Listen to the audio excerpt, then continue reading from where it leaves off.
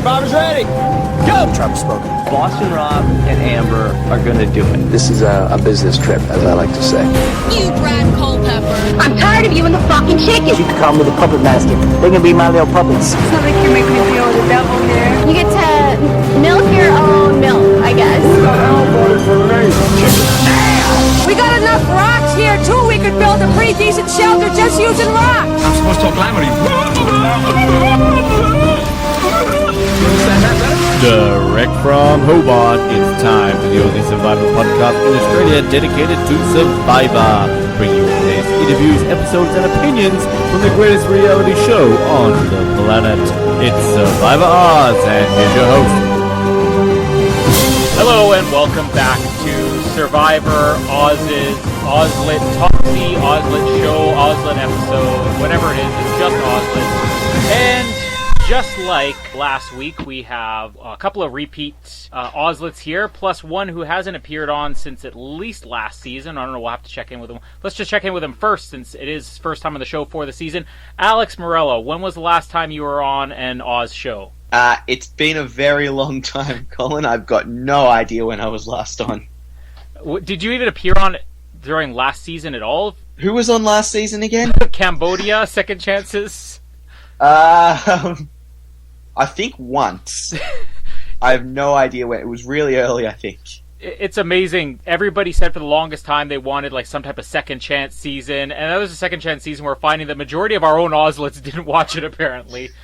I watched it, I just could not remember from now like what happened in it, which is terrible. Yeah, because me too. It was exciting. Yeah.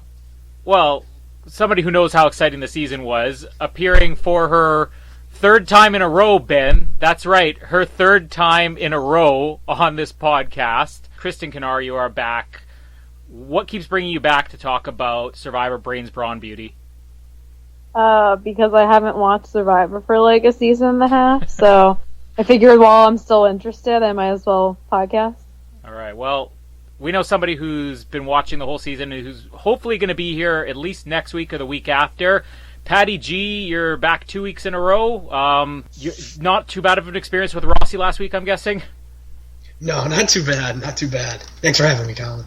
All right, so let's jump into the episode. Alex, let's give you the privilege as the one who hasn't been on the show. What did you think about episode 3 of...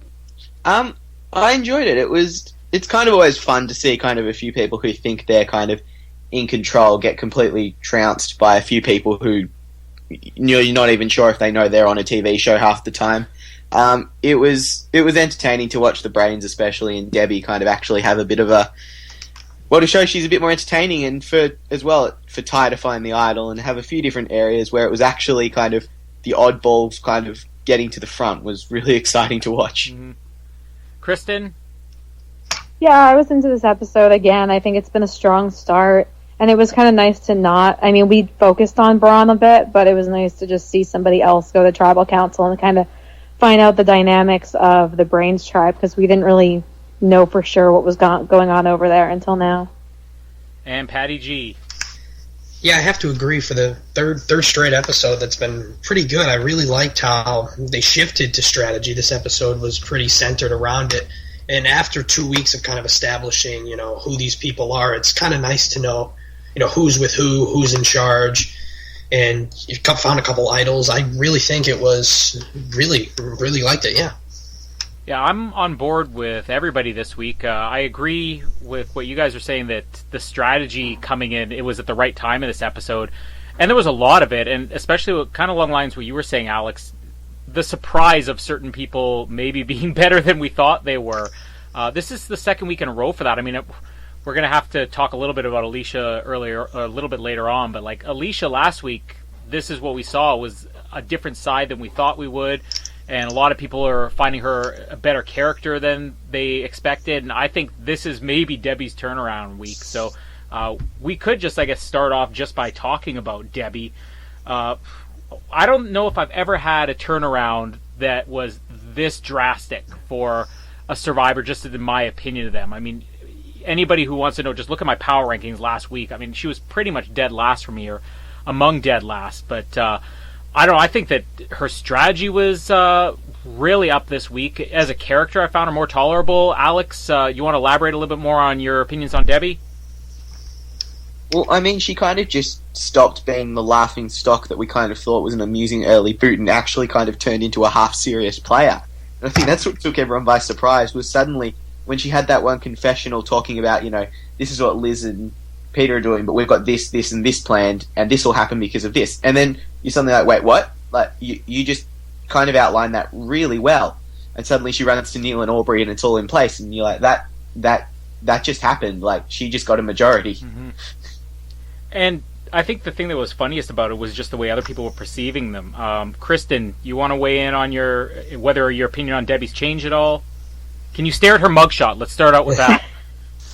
I don't enjoy staring at her mugshot, but she does still just look so proud of herself, which I enjoy. But I love Debbie, and I guess for a little bit of a different reason than I had previously. I love that she was such a nut job before now, and she kind of still is. But I had a feeling that since we got those early clips of the young people versus the old people, that we weren't just going to get straight up like Joe and Debbie being the first boots from that tribe.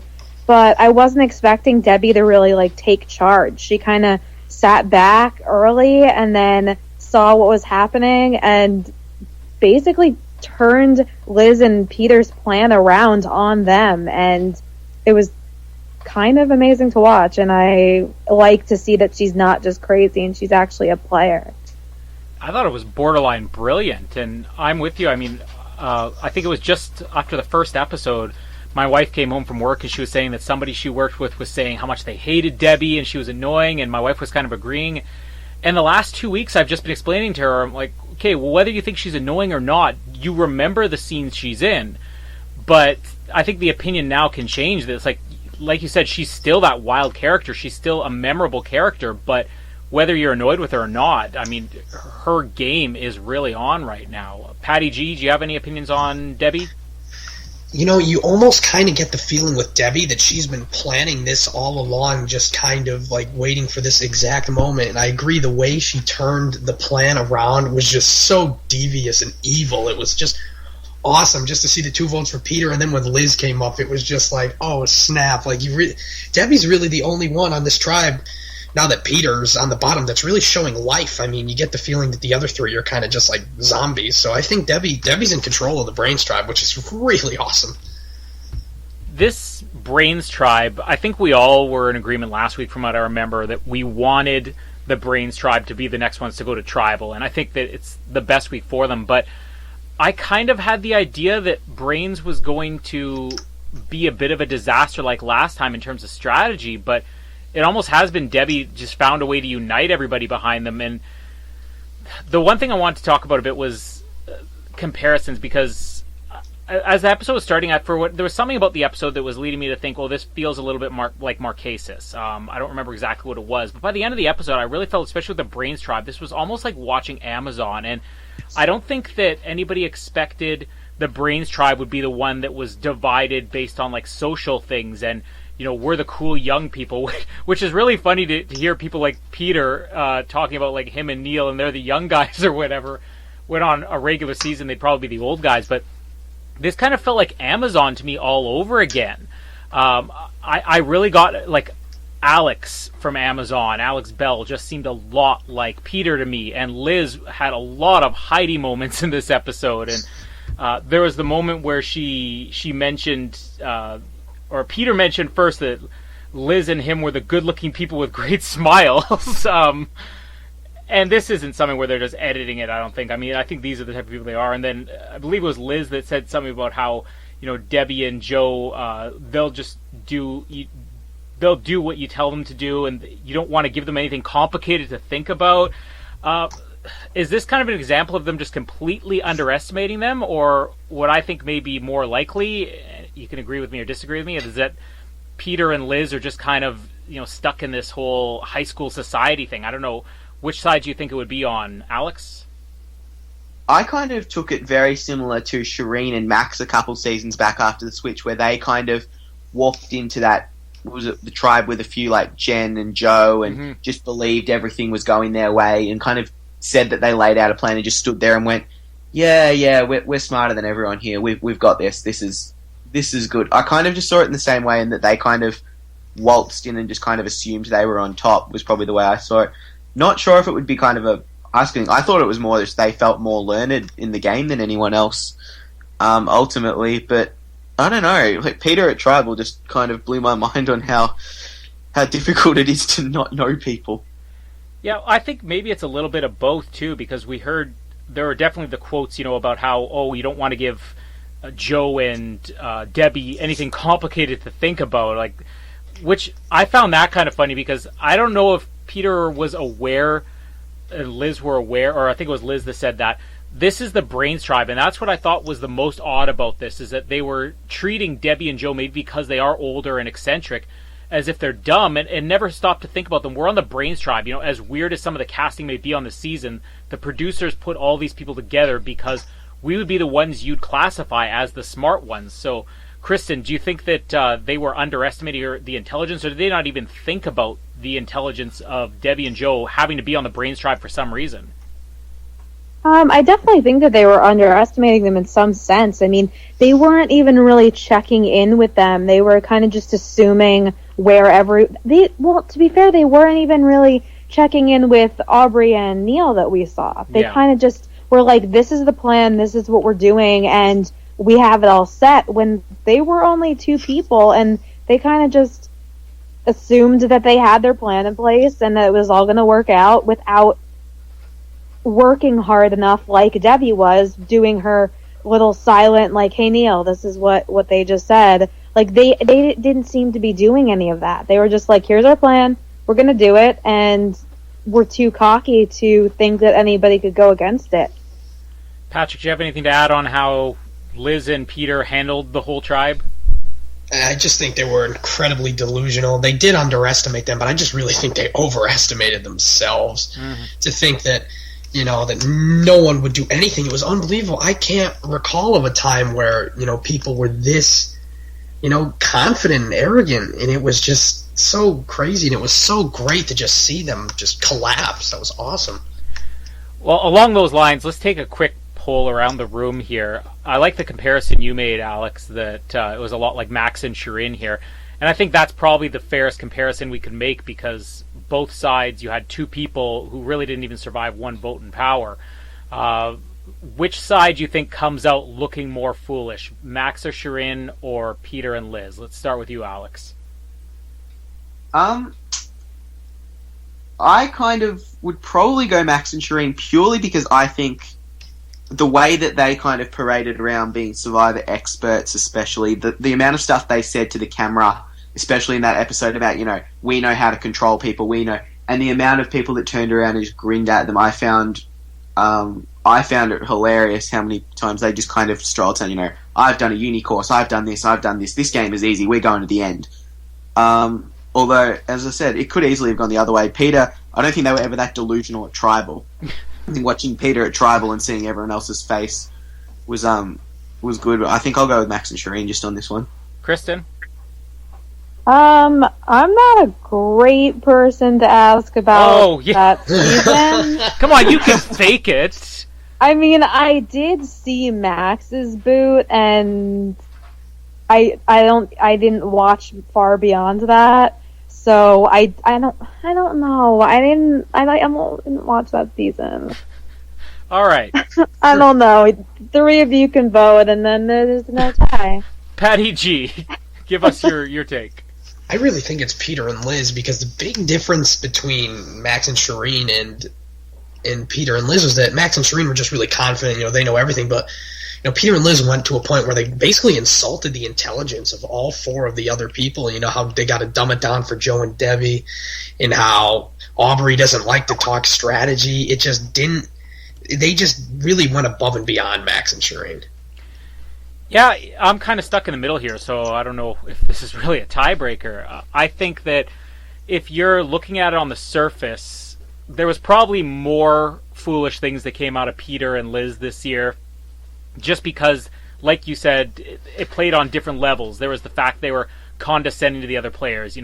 They'll just do as they're told, and then the whole, good-looking people with great smiles.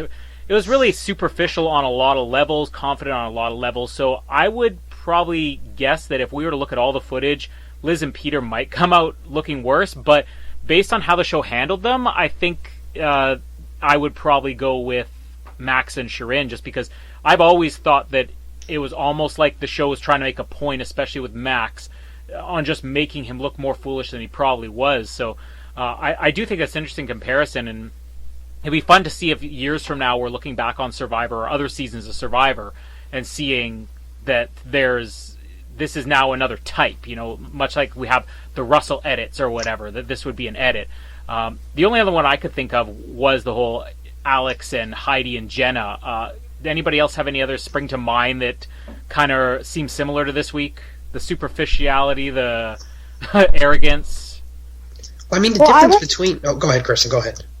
I was just thinking about One World, and I know that it was edited a little bit differently, apparently, than what happened, but you had, those 4 guys that thought they were leading everything when they were 4 of 9. Oh, yeah. And it didn't make any sense. We heard afterwards that they thought they had Troyzan and whatever, but at this point in the season, we don't know what Liz and Peter were thinking. We don't know anything about the behind the scenes stuff that's not being shown in the editing yet.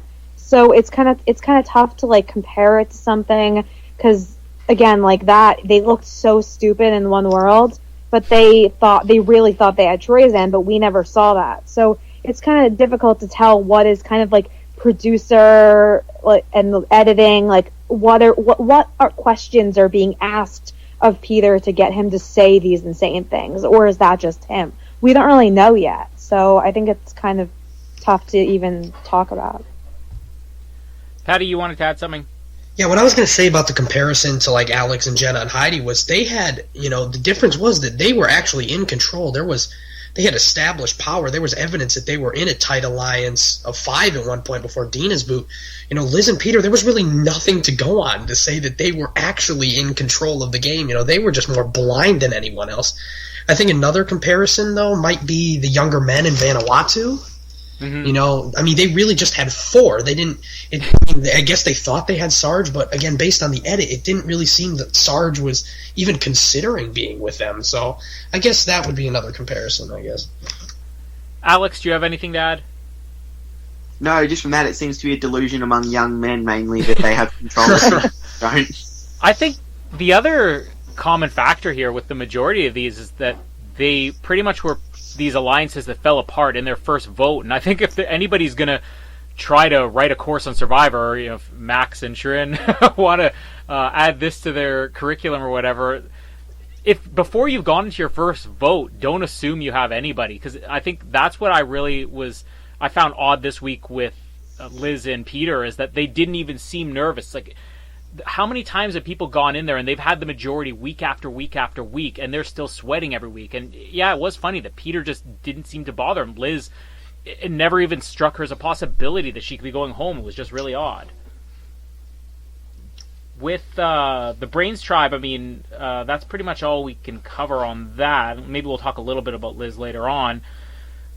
The idols, the next thing I want to talk about here. So this is most of what's making up the Braun tribe here. I guess Ty has pretty much been, as far as I'm concerned, the only one who's really stood out as a character. Maybe a little bit of Caleb, which Kristen's probably dying to talk about. But with Ty, he found the idol this week, and we touched on a little bit last week, but the whole evolution of the idols played out even more this week. And obviously we can, at the same time, talk about how this played with the Beauty Tribe and the Braun Tribe here finding the idols. But are we still liking this evolution of how the idol's being played, the multiple clues? Alex, I'll let you go first because you weren't on last week.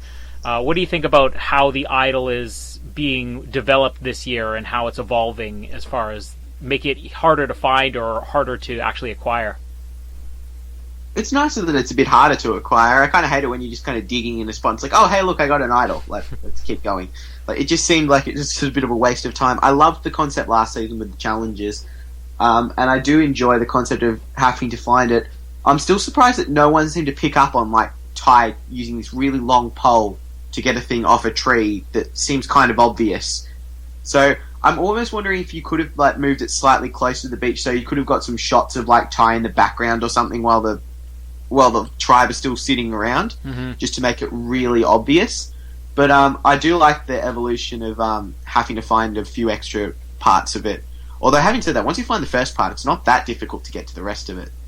Yeah, it's mostly, whether you can get up there. And it's funny that it took Tai, I don't know how many days it is. I wasn't paying attention to what day he found the clue on in the last episode. But with the Braun tribe, it was pretty quick right away. The tool is what's interesting to me, because this is the part that I think failed. And I don't know if they honestly wanted them to have to use this tool and maybe they'd have to hide it. But neither tribe ended up using this tool. They both lost it. So I don't know what was up with the tool that they couldn't keep track of it, but it wasn't even really necessary. Kristen, now that you've seen how the idol gets found, are you liking the way this is done this year? Yeah, I'm into it so far. I'm not a big fan of idols and idol-heavy episodes, but it was interesting to see the comparison between, or the contrast between the two tribes, and how Tai kind of got everything done himself, and then with the Braun tribe, like everyone was just standing around, and everyone knows that he actually has the idol, and like they actually like were fighting over it. So it was such a different dynamic, and I think that's going to be interesting going further in the game, because clearly everybody on Braun knows that I still want to call him Kyle, but Jason has the idol. And I mean, if we have a medevac next week and we don't have an actual boot, Alicia could easily find herself in a swap, and she's not going to have any problems telling other people that Jason has the idol. And so it's just going to make for an interesting dynamic going forward, I think. Patrick, do you like how everything played out with the idol this week? Which side did you find was more interesting in finding it? Yeah, I don't have too much to add of substance, but I do agree that I like that it's a lot harder to find, because like we touched on last week, there have just been some terrible moments where just an idol like almost shoots out of the ground like a goddamn whack-a-mole. But I really think Kristen had a good point there. I think especially that they're showing so much, of Jason, kind of belittling Alicia and, his edit towards her. I really think it's building up for her ultimately taking him down. So that's one of the things I'm really looking forward to for the rest of the season.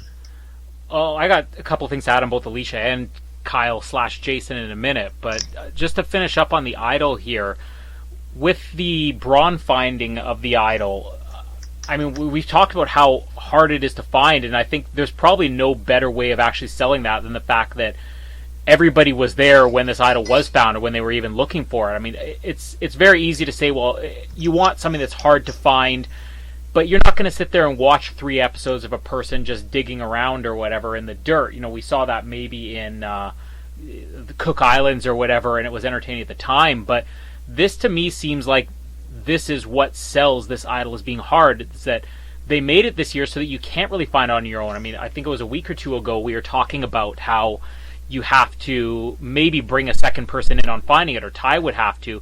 And this week at the Braun, I mean, it was just a huge scramble, and I like that better. I liked the fact that this was a lot like with Kaoh with the first Brains Braun beauty, when everybody was looking for it, and Spencer had to pocket it, and Cass was sitting right there.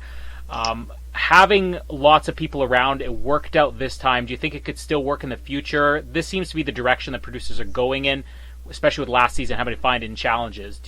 Would everybody prefer to have it just as a one-on-one search, or have everything be out in the open so that you almost either have to really be good at hiding it, or you have to immediately expose yourself as having the idol? Kristen?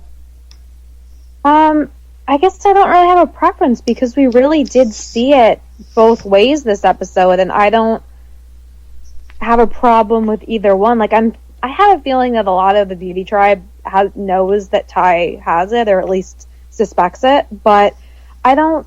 It makes for interesting TV seeing everybody looking for it, but I don't really mind if somebody finds it in secret, because it was the same difficulty of finding it, and you had one tribe like going nuts trying to get it and everyone being there, and you just had the other tribe where there was only one person involved. So yeah, that's about it. Can I also just really quickly, nobody's mentioned anything about Sydney, And I feel like she played this... I'll get there. Because I feel like she played this really well, and I don't know what your opinion is on that, but I know that she hasn't been mentioned at all, and she was kind of the center of this whole idol hunt, and I love her.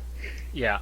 Alex, do you think if they go too heavy, I think what I'm worried about, because I like it a lot better seeing where everybody's involved and it's wide out in the open, like we had a little bit of that last season, a little bit in the first Brains, Bra, and Beauty. But if this is the direction they go in every season, we'll eventually just get to the point where people just get idols in the open and nobody cares about it. So do you think they maybe have to keep this balance of some things being secret going forward? Yeah, definitely. I think there needs to still be that balance because, I mean, the part that we love is when everyone gets blindsided at Tribal when someone brings the idol out that no one knows about. And that's always the good fun part, I think. So you've got to still have a bit of that secrecy for the audience to still having that enjoyment factor because when everyone gets blindsided like that, it's great fun. I did love how Alicia just kind of stood and just watched Jason just take the idol in the end, though. It was a little bit awkward and a little bit amusing at the same time. Patrick, if you want to add anything to that, but also between those two seasons, the first Brains, Bra, and Beauty with Spencer pocketing it and Cass right there, and this, which one did you like better? Which scene did you think played out better? Well, especially the Braun from this season, I'd say Spencer pocketing it's better just because the fact that Cass was right there and it could have potentially been a situation where multiple people knew about it. I guess the stealth aspect to that was cool. But on the point of whether or not in general I like it better, I'd have to say I like the way what they did this time where there can be a situation where everyone will know, hey, look, there's the idol, that person has the idol, but also at the same time there can be a situation where someone can do it on their own and then have it in secrecy. So let's get to the people who actually played into it this week. You mentioned Sydney, Kristen. I completely agree with you. I love Sydney. I think that she might be my favorite player this week. Alicia, let's just say right off the bat, Rossi wanted somebody to talk up Alicia. I don't know if this is the week to talk her up. I have a couple things to talk her down with, but if anybody wants to weigh on how Alicia completely blew this, go right ahead. And then Jason, the other thing, as I think it was you, Patrick, you were alluding to, that he's basically just setting himself up to have this tribe swap completely backfire on him. So let's start with you, Alex. Weigh in on the people involved in this. Who came out a winner? Who came out a loser? Listen, I thought, Sydney was the definite winner and all that. I mean, she came across as actually being smart to everyone, and Alicia just kind of... And even the way at the end of it, where Alicia's like, oh my god, how did they find out about this? And Sydney's like, duh, didn't you see he saw us digging for it? Like, how else would you feel? It's like, oh yeah. Like, well, you covered your tracks well there. So she's got everyone's trust. She knows everything that's going on. And I think that benefits her most in the long run. Kristen, now's your chance. Talk up Sydney.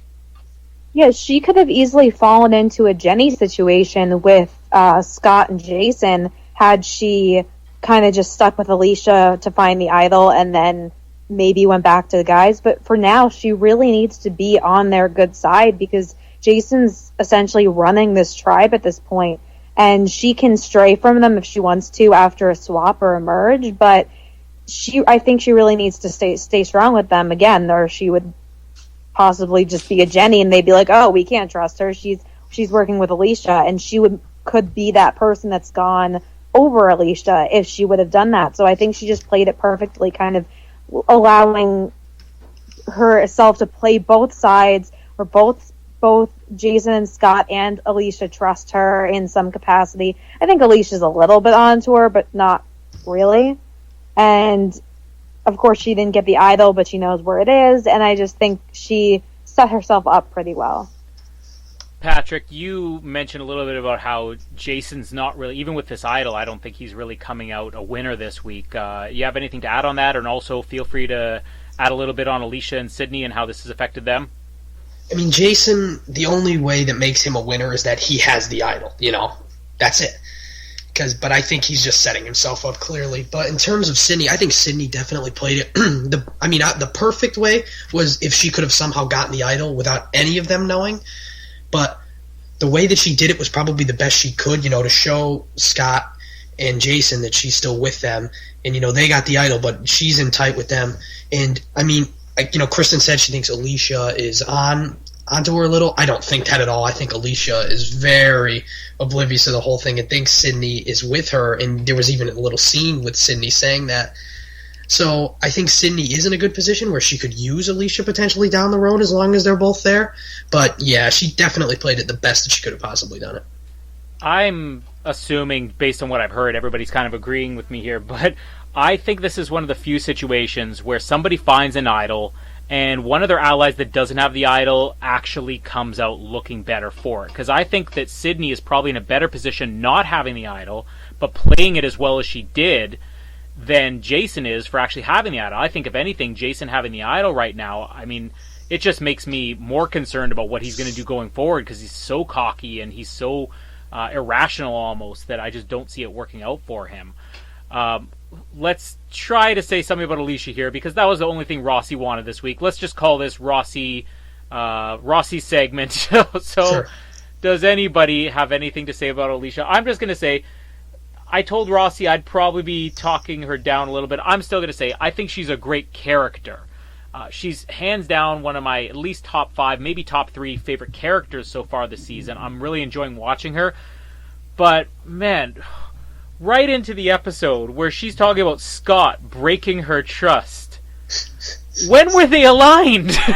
You can't break somebody's trust if you're not aligned. Oh, she just does it. Every week it almost gets funnier. There's very few people who could be this, I think, this clueless in the game, and actually it's endearing for that. Kristen, is this helping you like Alicia more, or are you kind of holding it against her obliviousness to this game? Well, really quickly, I want to back up on that point of this early conversation with Scott and Alicia. Of course she reacted in a way that she didn't have to because they weren't aligned, but I feel like Scott was playing like a season 5 game. Like, who comes back from Tribal and has that conversation about, like, I promised this person I was going to vote this way?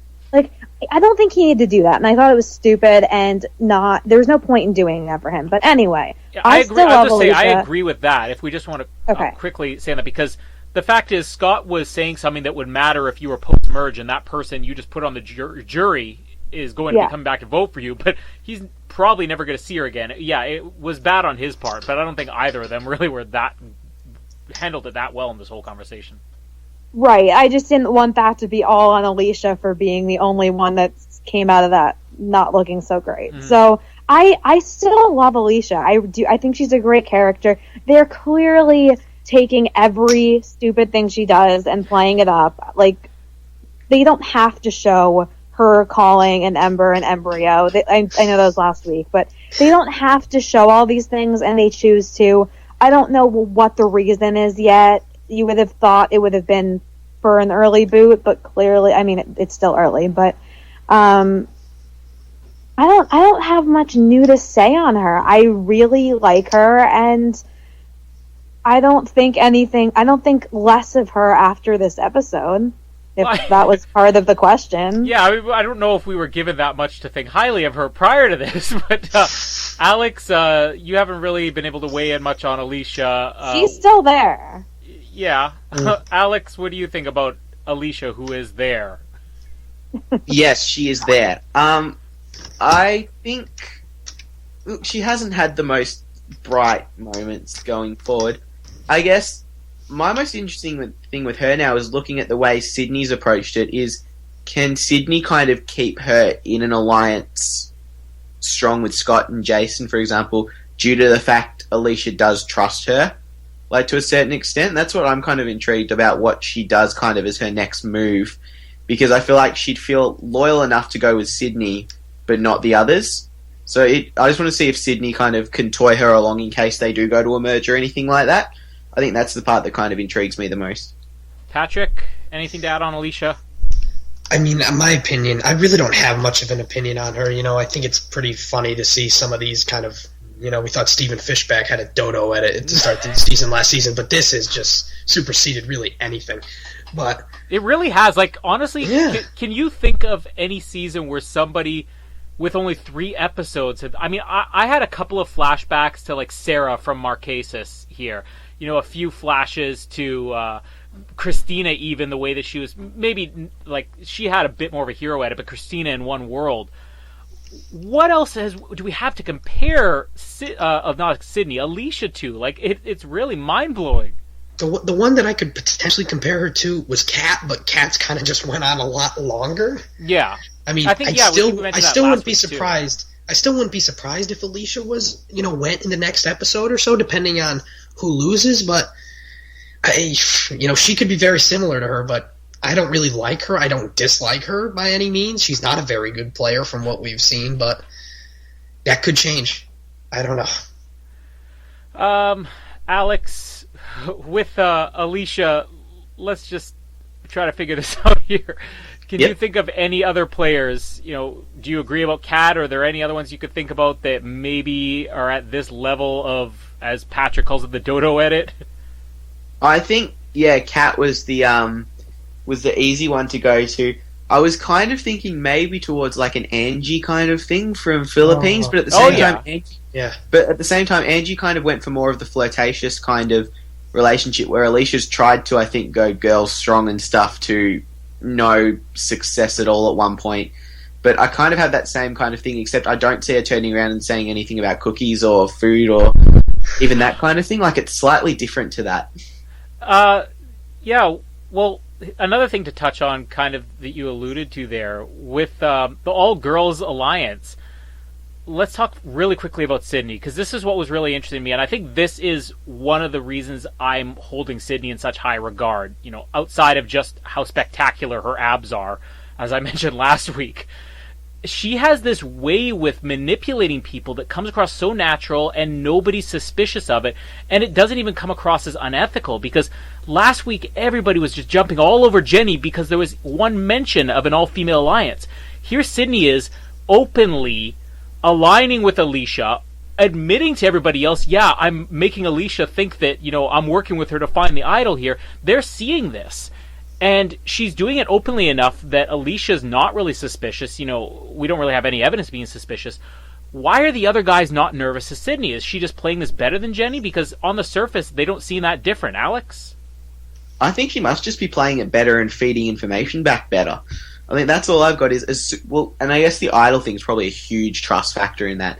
Was that as soon as she goes and sees them about it, knowing as well that Jason had seen them, it just asserts that she's still working with them and she's going to let them know everything that's going on.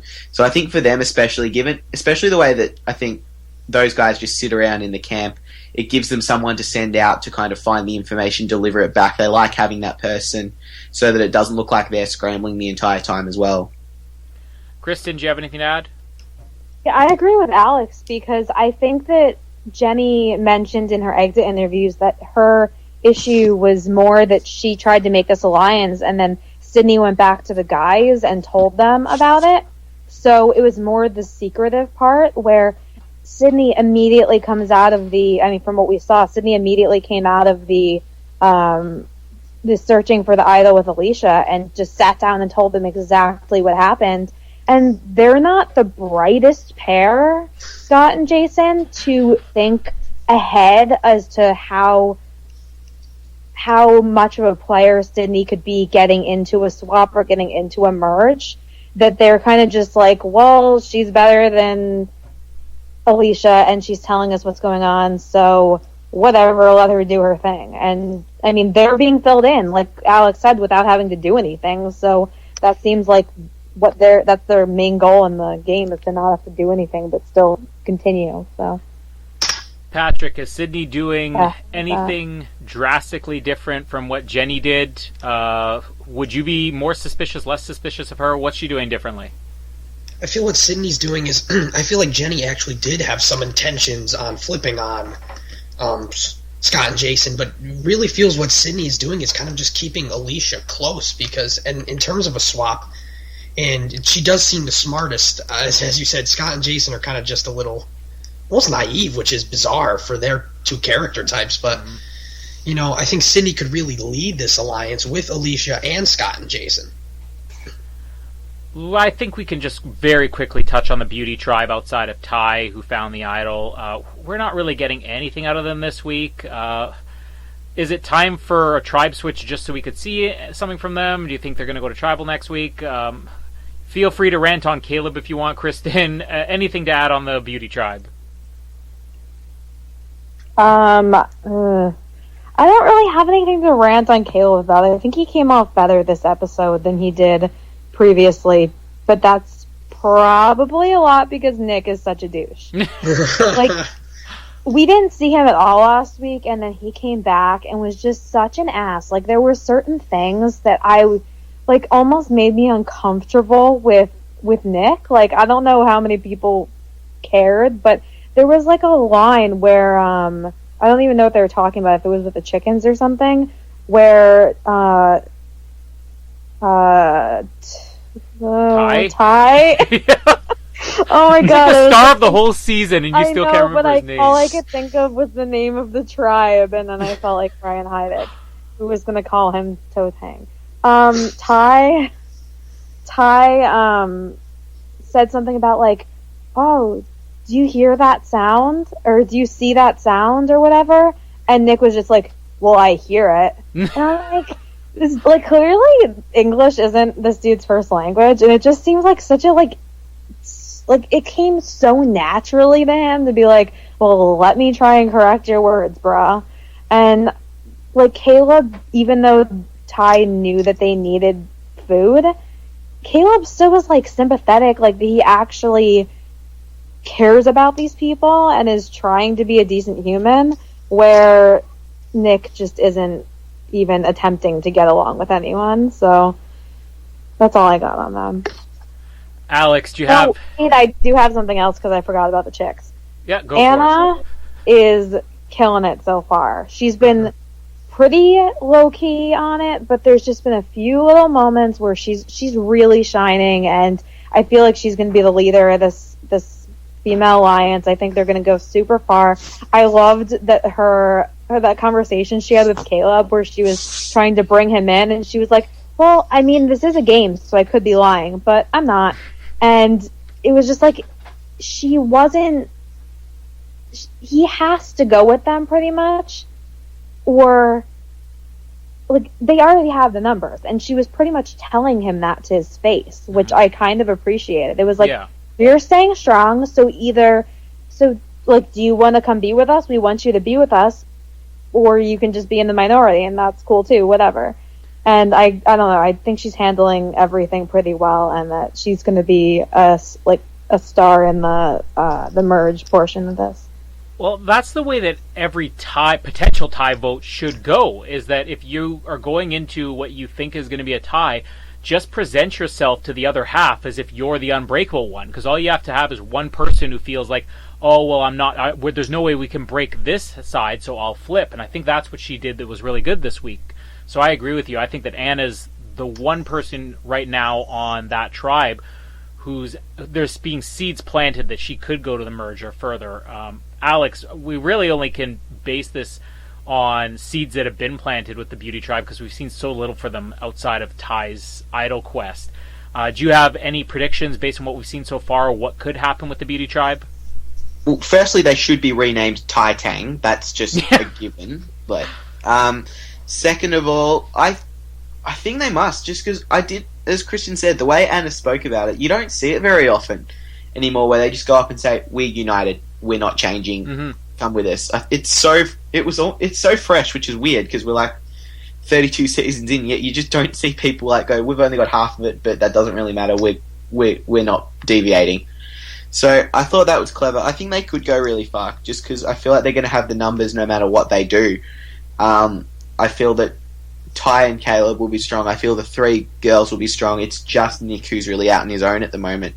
So I think no matter what happens, they're going to be able to at least have strong numbers in there. And Anna looks like someone who could control a lot of other people. And you're looking at who's around in the other tribes. There are people like Alicia who she could quite easily bring in to make a strong group. Patty G, you pretty much agree? Do you have any other predictions of what's going to happen on the Beauties? Tai Tang?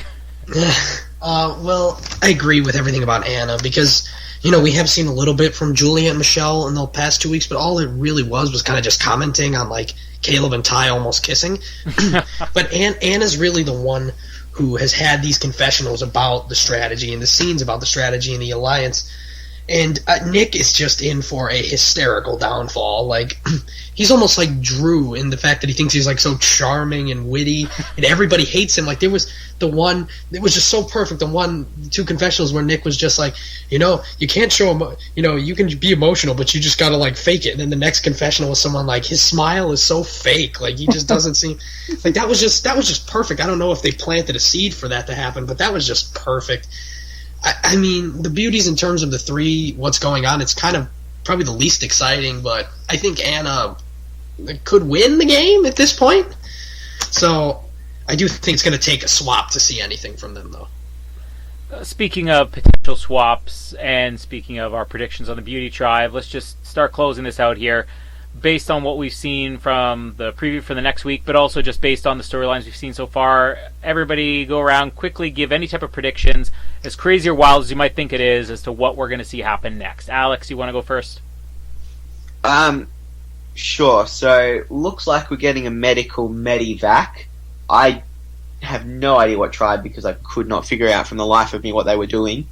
So, I'm going to go on an outlandish thought that it's going to be someone from the Brains tribe because they don't like hard work. And I'm probably going to back it. Everyone says it'll be Joe, but I kind of feel it won't be Joe now. So I feel like it will be someone like a Neil or an Aubrey. Kristen, predictions. What's coming next? I watched the preview like 10 times because I wanted to see if CBS was giving anything away.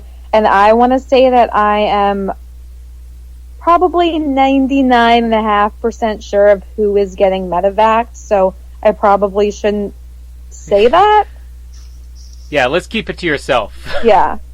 But you can, of course, claim that you were right next week no matter who it was, so... I've tweeted about it already. Okay, so. Well, we have something written down. So just don't look at that. Any other predictions outside of the medevac? Not really, because I don't think anything else is going to happen. Because it's during a challenge, if that's the immunity challenge, they don't usually still continue, because that almost looked like a Russell Swan type situation where it's like legit like blood pressure completely tanking kind of situation, and I just don't see them continuing after that. I think it looked worse almost based on the preview. Like, it looked frantic. Yeah, so basically with that, I'm just saying, like, I don't think that they're going to be like, okay, guys, now let's finish the challenge so somebody can go to the tribal. Like, I don't see any of that happening. I think it's going to be a lot more early episode stuff, and then the challenge is kind of going to be how they end it, and there's not going to be much going on there, and no one else is going to go home but the medevac. Patty G, what do you think's happening next week? Yeah, I mean, even though I think in an 18-player season, they're going to need a couple double boot episodes, but by the looks of it, there's going to be a couple more medevacs, so I guess those might be the double boots. But in terms of the medevac, I do think CB, the one thing that kind of gets me was Ty in that preview. Just kind of, he looked pretty hysterical. Mm-hmm. I mean, I don't know any spoilers, but, but again, you can't really trust a preview, but I don't know. I don't even want to like say it, but based on Ty, I think that might give kind of a hint. But then Ty also kind of got emotional about destroying a tree, so I'm trying not to get too much into it. I'm worried that it could be, anyone from anything. So that is fair. That is very fair. Oh yeah, it could have been like with the chickens and the trees. Maybe one of the chickens is being medevaced. If he gets that broken up about somebody chopping the bark off of tree, what's going to happen if somebody passes out in that challenge? Like, he's going to be crushed. So maybe that does explain Ty. That's a fair point, because I was going to say, I think, I would have thought Caleb, but, that's a good point. Well, on the topic of whether or not they would do the double vote outs, I think it's true that there will be more medevacs, but from the point of view of the producer at the time, I think they probably wait for opportunities to do it so they don't have episodes spoiled like this. And I think if we have a medevac next week, from their perspective at the time it happened, they wouldn't know for sure there would be more medevacs, so I would think maybe we still will get somebody voted out next week. That's pretty much the only prediction I'd have, but we won't really know. How do you finish that challenge? Yeah.